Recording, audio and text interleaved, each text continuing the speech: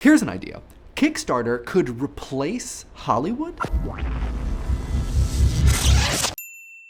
Where I went to college, there was one television, which means that while the neo-noir teen drama Veronica Mars was airing on the CW and growing its huge and dedicated fan community of Marshmallows, I was busy with my underwater basket weaving and architecture through interpretive dance homework. So I, and a lot of other people, never would have guessed that it would kickstart $2 million in just over 4 hours for a revival movie project. At this very moment, like while we're filming, not while you're watching, the V-Mars Kickstarter has raised over $3.5 million from a group of almost 60,000 people, 50% of whom are brand new to Kickstarter and gave an average pledge of $65, which is $40 more than the average Kickstarter pledge. And there's still a few weeks to go, which might make you wonder whether director Rob Thomas will be able to stack his earnings all the way to Mars. Or maybe Neptune. All right, so maybe some perspective would be useful before celebrating the complete upheaval of the movie-making status quo. Kickstarter has already leaped over the National Endowment for the Arts, which gave $146 million last year to Kickstarter's $319 million for 18,000 projects. But the Avengers, a single movie, cost $220 million, which would take about 3.4 million $65 backers. So before we start talking about how the Veronica Mars Kickstarter is gonna change everything, let's also consider that Robert Downey Jr.'s craft services setup probably costs more than my rent. In 2012, Hollywood took in over $10.8 billion with a B dollars. That's a lot of dollars. It employs hundreds of thousands, if not over 1 million people through related industries, and according to the MPAA, so get your grains of salt ready, contributed over $150 billion to the US economy last year. Not to mention Hollywood makes 600 films a year, all of which are awesome and totally worth watching. So comparing Kickstarter to Hollywood is a little bit like standing Kristen Bell next to the Hulk. One of them loves sloths, and the other one suffers from an uncontrollable rage that will sometimes result in the destruction of entire city blocks. But that doesn't mean that the Veronica Mars Kickstarter doesn't invite the comparison. I mean, Kristen Bell and the Hulk are both from the Midwest. I mean, film and video is Kickstarter's most popular category, with almost 25,000 launched projects and over 9,000 successes, raising $96 million. This year, 10% of Sundance films were funded in some way by Kickstarter, and 63 Kickstarted films have made their way to theatrical releases, including the Academy Award-winning documentary Innocente.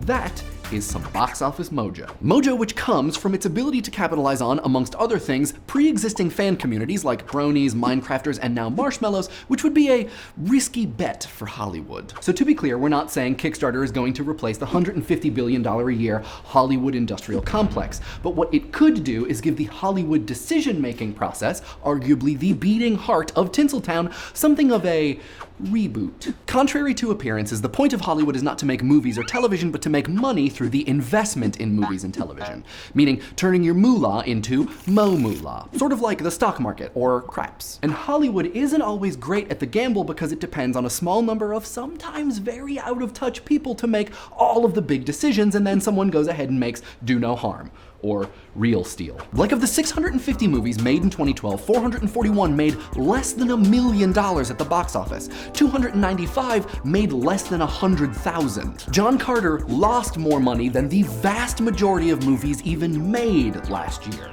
Someone somewhere thought audiences were going to lose their minds over whatever it is John Carter is about. I don't know.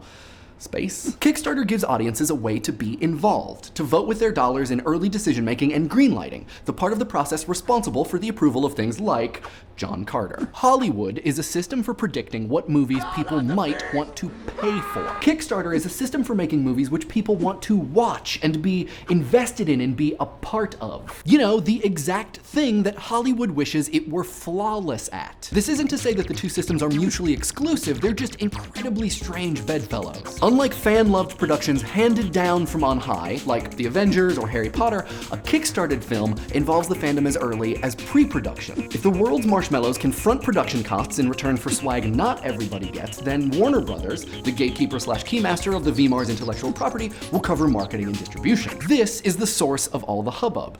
It's the cultural force of a fandom and the economic force of a Hollywood studio, finally all buddy-buddy, simpatico best friends. But is it really all high fives and donuts? Could be, but also maybe not. For fans of Freaks and Geeks and Firefly and Twin Peaks and Buffy, there is now a faint glimmer of revival-shaped hope. This is the place that we can go to get good and exciting and important things made. It's Kickstarter would. But for a lot of other people, there's a skepticism and a dramatic, squinty-eyed gaze at what might be a dangerous precedent. Does this mark a turning point where Hollywood can now leverage price discrimination as a positive thing and hold abandoned properties hostage, asking fans to pay out the nose so producers don't have to? Hollywood could flood Kickstarter saying, oh, you want a Twin Peaks movie? Well, if you all paid us $1,000, and suddenly the entire weight of the greenlighting process is on the shoulders of the crowd, ruining the independent and excitable spirit that got us things like Innocente and Veronica Mars. This is a kind of Holly starter, a place where studio executives can go to milk pre-existing fan communities for all of their milk money, a place for hedging bets, saving bucks, and avoiding what few risks Hollywood still takes. Or maybe the Veronica Mars Kickstarter will prove that Kickstarter and Hollywood and fans can work together, that Kristen Bell and the Hulk can live side by side in peaceful movie-making harmony, simplifying the process and making sure we all get to see the movies we want. What do you guys think? Will Kickstarter replace the Hollywood greenlighting process? Let us know in the comments. And there is no risk in subscribing to Idea Channel because it is free. I think my house sigil would be 2 banjos crossed in front of Jake and Finn's treehouse. Let's see what you guys had to say about Game of Thrones and piracy. Alex Poe Guitarist says that while piracy might have helped Game of Thrones, it has hurt the anime industry. I'm not an expert in the anime industry, but this makes me wonder whether or not they were hurt from piracy or hurt because they refused to adapt to new modes of distribution. I don't know, I wonder. Eddie Schoenfuss points out that depending upon where you live and what you want to watch, piracy might be your only option for enjoying your favorite shows. This actually makes me wonder, can you get Doctor Who easily with Portuguese subtitles? I don't even know. Legendary Blade points out that not all pirates are of the same ilk and that there are a lot of people who just will pirate things because it is factually cheaper and then not invest in the property in other ways, which is, yeah.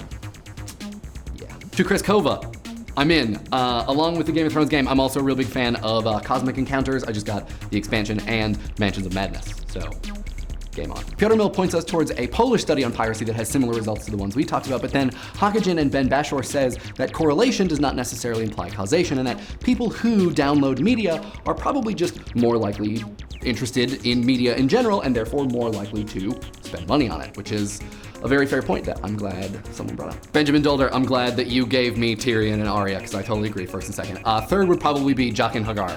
That guy is the coolest. Good idea, Ian McVicker.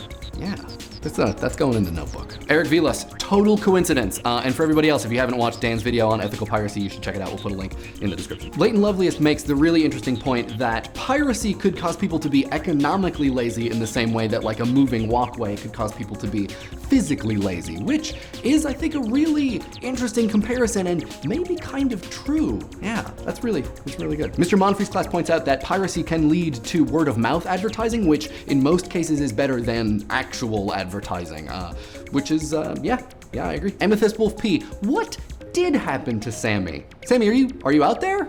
Are you still there? Say hi. Where are you? Did you ever get first? This week's video was made with the awesome help of these people, and the tweet of the week comes from Vox Stultai, who points us towards a YouTube video containing all 6 Star Wars films simultaneously. It is brain melting and awesome.